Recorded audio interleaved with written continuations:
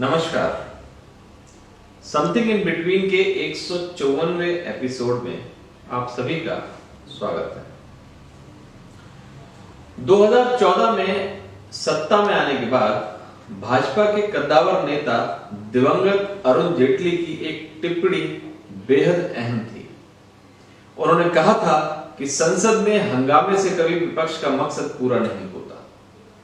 हंगामे के कारण महत्वपूर्ण मुद्दों पर विपक्ष अहम तथ्यों को सामने रखने में नाकाम होता है।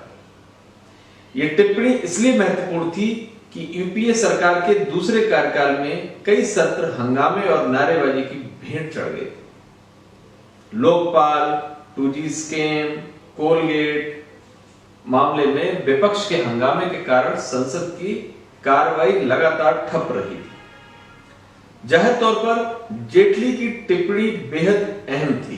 अहम इसलिए भी कि आम धारणा है कि संसद को ठप कर विपक्ष ने देश भर में यूपीए सरकार के खिलाफ एक मजबूत माहौल खड़ा किया, जबकि जेटली मान रहे थे कि कार्रवाई को ठप करने से विपक्ष कई अहम बिंदुओं को सामने लाने से चूक गया।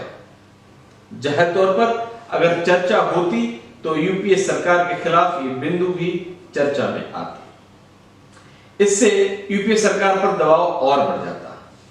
वैसे भी संसद चर्चा की जगह है, हंगामे और नारेबाजी की जगह नहीं है।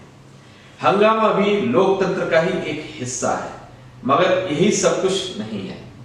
हंगामे और नारेबाजी का इस्तेमाल तब होना चाहिए जब सरकार किसी महत्वपूर्ण मुद्दों पर चर्चा कराने से ही इनकार कर दे। विपक्ष के उठाए सवालों का जवाब नहीं दे। हो सकता है कि चर्चा के दौरान सरकार का जवाब गोलमोल हो, मगर यह भी सच है कि किसी भी मुद्दे पर गोलमोल जवाब अंततः सत्ता को ही कटघरे में खड़ा करती है। स्पष्ट जवाब न मिलने से आम जनमानस में सरकार पर शक पैदा होता है। अब इसी संदर्भ में लोकसभा के वर्तमान सत्र का उदाहरण लीजिए। 3 नए कृषि कानूनों और किसान आंदोलन पर विपक्ष राज्यसभा और लोकसभा में अलग अलग भूमिकाओं में है। राज्यसभा में विपक्ष राष्ट्रपति के अभिभाषण पर चर्चा के दौरान कृषि कानूनों से जुड़े पहलुओं को उठाने पर सहमत हुआ, मगर लोकसभा में विपक्ष सरकार के इसी प्रस्ताव को स्वीकार करने के लिए तैयार नहीं है। इस कारण लोकसभा की एक हफ्ते की कार्यवाही हंगामे की भेंट चढ़ गई है।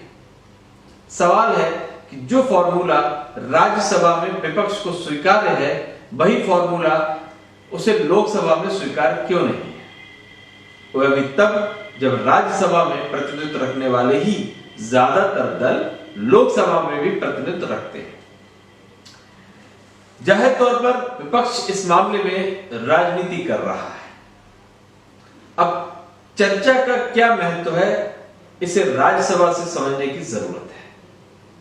चर्चा हुई इसलिए पूरे देश ने जाना कि आंदोलनकारी किसानों के प्रति वर्तमान सरकार का रवैया क्या है।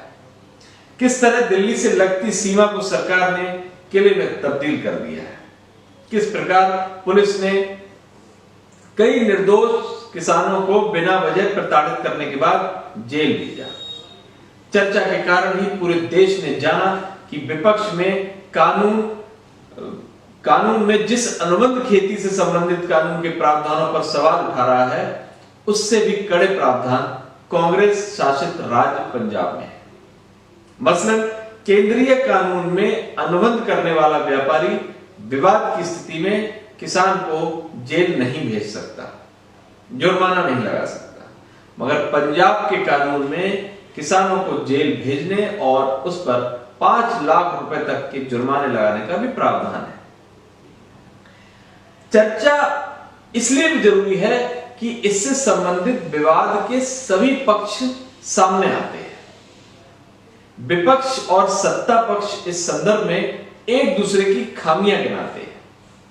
इससे संबंधित मुद्दे पर कौन कहां खड़ा है, यह शीशे की तरह साफ हो जाता है। चर्चा देखने समझने वाले फैसले करने में सक्षम होते हैं कि किस मामले में कौन झूठ बोल रहा है। जाहिर तौर पर ऐसे में अगर सरकार गलत है तो विपक्ष को कार्रवाई बाधित करने के बदले चर्चा पर जोर देना चाहिए। सरकार क्या जवाब देती है या ज्यादा महत्वपूर्ण नहीं है, क्योंकि जवाब में झूठे तथ्य से सरकार के खिलाफ ही धारणा बनती है।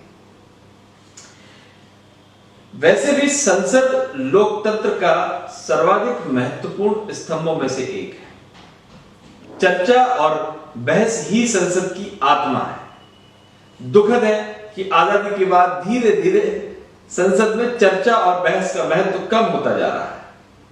वर्तमान सरकार के दौरान कई महत्वपूर्ण विधेयक बिना चर्चा के पारित करा लिए गए। व्यापक विचार विमर्श के लिए सरकार के कई बिलों को संसदीय समितियों के पास भेजना जरूरी नहीं समझा। खास तौर पर लोकसभा में कार्रवाई की गुणवत्ता बढ़ाने के बदले इसकी उत्पादकता बढ़ाने पर जोर दिया जा रहा है। सरकार प्रश्नकाल में ज्यादा प्रश्न पूछे जाने, शून्यकाल में अधिक से अधिक मामले उठाने देने और कार्यवाही को देर रात तक चलाने देने का हवाला देकर अपनी पीठ थपथपा रही है। बीते साल कई सत्रों में देर रात तक काम हुए, मगर यह भी सच है कि मॉनसून सत्र में महज 2 दिनों के अंदर महज कुछ मिनटों में 9 विधेयक पारित करा लिए गए। राज्यसभा में कृषि कानून पर सार्थक चर्चा नहीं हुई। इस विधेयक को ध्वनि मत से पारित कराने पर गंभीर विवाद भी हुए। जाहिर तौर पर बस उत्पादकता बढ़ाने का लक्ष्य निर्धारित करने के कारण चर्चा और बहसों से गुणवत्ता लगातार गायब होती जा रही है। शून्यकाल में महत्वहीन मुद्दे उठाए जा रहे हैं। जाहिर तौर पर इस स्थिति को बदलने की जरूरत है। यह बदलाव सियासी दलों की व्यापक सहमति से ही संभव होगा। खास तौर पर चर्चा के मामले में विपक्ष को भी अपने रवैये में बदलाव लाने की जरूरत है। देश, लोकतंत्र और संसद की प्रासंगिकता के लिए यह बेहद जरूरी है।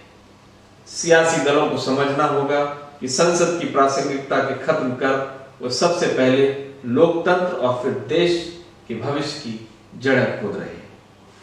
नमस्कार।